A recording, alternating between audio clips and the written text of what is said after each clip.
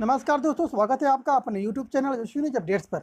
आज की breaking news है, डाक विभाग में 38,926 पदों पर बम्पर भर्ती निकली है। पूरे ऑल इंडिया में लगभग सभी राज्यों से निकली भर्ती और प्रतियोगी छात्र किसी भी राज्य किसी भी जिले से आवेदन कर सकते हैं। वो अप्लाई आवेदन जब करेंगे उसमें सीटें दिखाएंगी, किस जिले में किस ब्लॉक में कितनी सीटें हैं, उस गाँव से आप आवेदन कर सकते हैं। और इसमें 10वीं पास इसकी योग्यता रखी गई है। वास्तव नहीं, बहुत पुराने समय से इसकी योग्यता 10वीं पास से रखी गई है और आपको पता है कि इसका एग्जाम नहीं होगा, ये जो होगा मेरिट पे होगा और मात्र 10वीं की मेरिट पे इसकी भर्ती होगी। तो जिनका मेरिट कम है, 60% है, तो वो बिल्कुल फार्म न भरें, क्योंकि कोई मतलब नहीं है।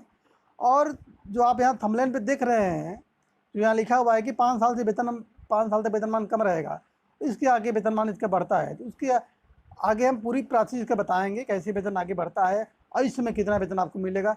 सारा डिटेल आपको नोटिफिकेशन के माध्यम से आपको दिखाते हैं। यहाँ पर आप देखते हैं department of post India post GDS various state short. GDS मतलब ग्राम सेवक की भर्ती को GD बोलते हैं। अब यहाँ पे आप देख सकते हैं जो इसका फीस का प्रोसेस है, ये 2 मई से स्टार्ट हो चुका है और 5 जून तक इसका लास्ट डेट है। जनरल OBC जो कैंडिडेट है 100 रुपया है और SC ST PH और ऑल कैटेगरी फीमेल का 0 है। तो SC ST all category female जो है, इन सब का कोई शुल्क नहीं है। और pay the exam fee through India post e challan submit or nearest head post office. आपके जो नियरेस्ट हेड पोस्ट ऑफिस हो, वो जो गांव में हो उसमें तो नहीं, जो एक तरीके से जो मेन हेड पोस्ट ऑफिस होता है और उसके जो ब्रांच होते हैं सिटी में, वहीं से आपको चालान बनवाना है। ऐसा नहीं कि आप पेड कर सकते हैं। और इसके बाद जो उम्र सीमा देख सकते हैं 18 से 40 साल है और क्लास हाई स्कूल पास है। और सबसे बड़ी बात है जो इसमें नॉलेज आपको है, नो दी लोकल लैंग्वेज आपको नहीं कोई इशू है, आपको होना चाहिए। आपको इंग्लिश और मैथ की जानकारी होनी चाहिए, 2 चीज़ें आपको बहुत ज़रूरी है। और अब आइए आपको नोटिफिकेशन दिखाते हैं इसका। ये रहा इसका पूरा नोटिफिकेशन डिटेल में। आप यहाँ देख सकते हैं कि आप लेकिन सबमिशन स्टार्ट 2 मई से 5 तक है। और BPM यहाँ आप वेतन आप देखते हैं, BPM मतलब कि ब्रांच पोस्ट मास्टर, उसकी जो सैलरी है 12,000 है। और ABBPM डाक सेवा यानी कि जो पोस्टमैन और जो डाक सेवा जो डाक के यहाँ सामान लाते हैं, उनकी पेमेंट 10,000 है।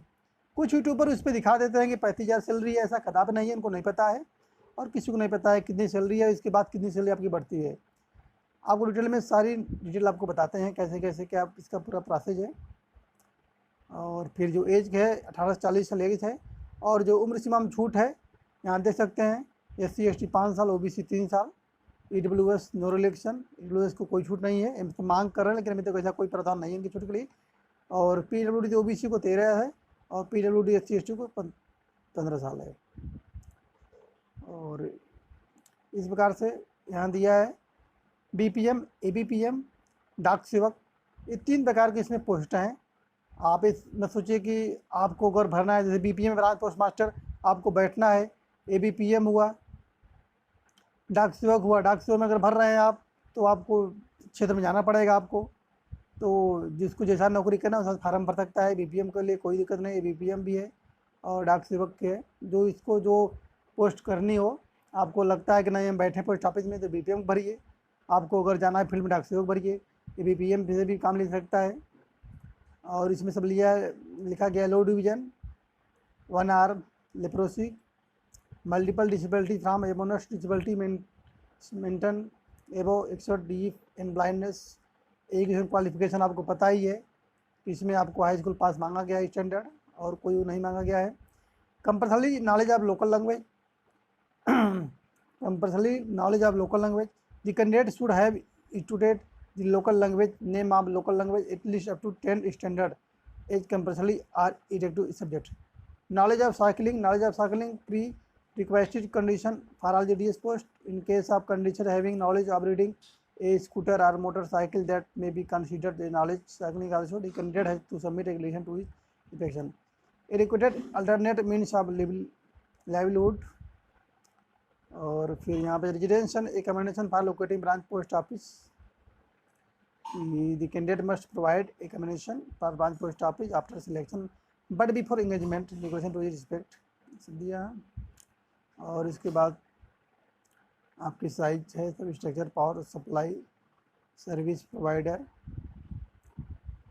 यहाँ लिखा है it is clarified the candidate who provide the above prescribed instrument communication after selection but before engagement आप and if he engaged of GDS BPM will be entitled for the withdrawal of competitive allowance or charge 500 per month if the candidate is selected and engaged branch post office।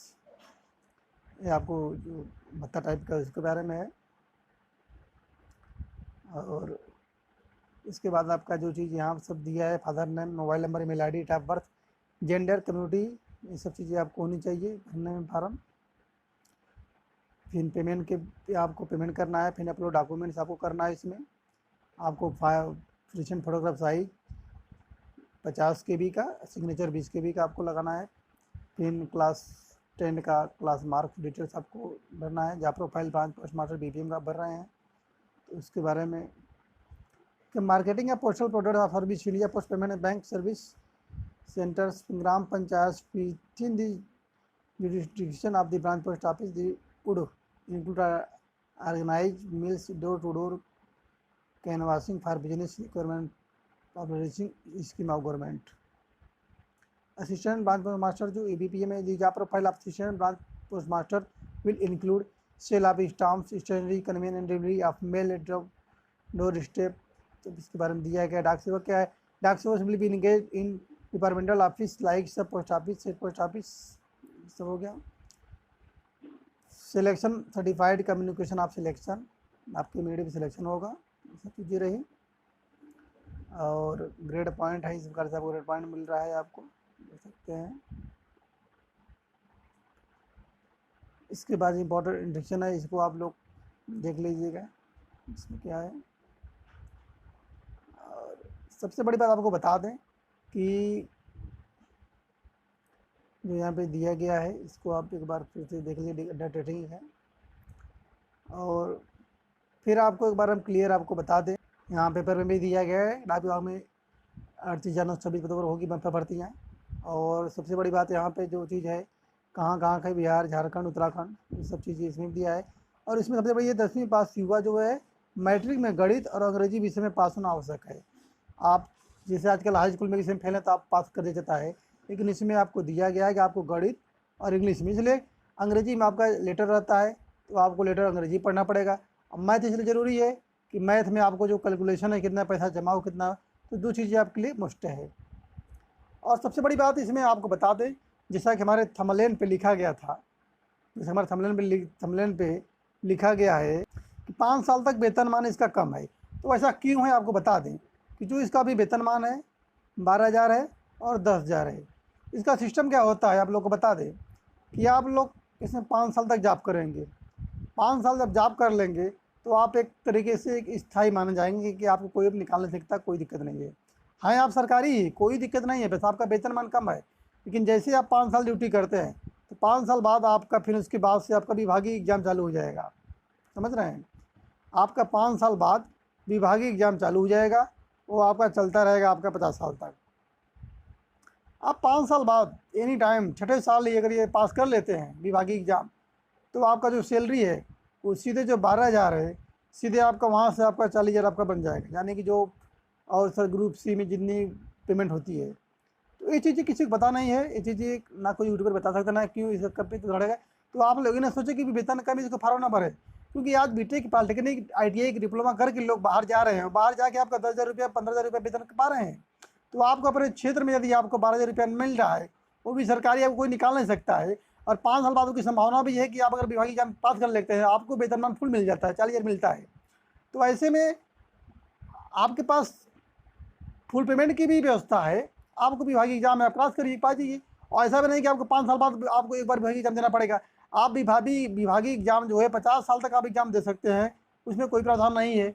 आप जैसे पास करते हैं आपका payment full बच जाता है। और अगर आप नहीं पास करते हैं तो भी आपका जो 12,000 वेतन है वो आपका हमेशा बढ़ता रहेगा। और आप ये ना सोचिए कि प्राइवेट है या संविदा पे कोई निकाल आपको नहीं सकता है, कोई सा प्रावधान नहीं है। आप चाहे तो हमारी पिछली वीडियो देख सकते हैं और नोटिफिकेशन में आपको डिटेल पढ़ सकते हैं, नोटिफिकेशन में क्या क्या लिखा है। हमने पिछली वीडियो बनाई थी, इसलिए आज भी बना दे रहे हैं।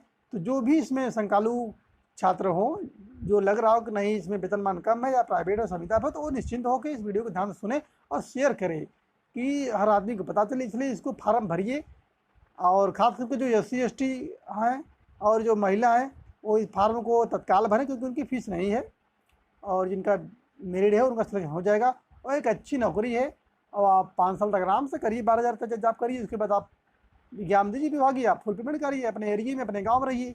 इससे अच्छी नौकरी क्या सकती है। तो इस प्रकार से वीडियो जितना हो तो शेयर करिए, सारे लोग को जागरूक करिए और सब लोग फार्म भरिए।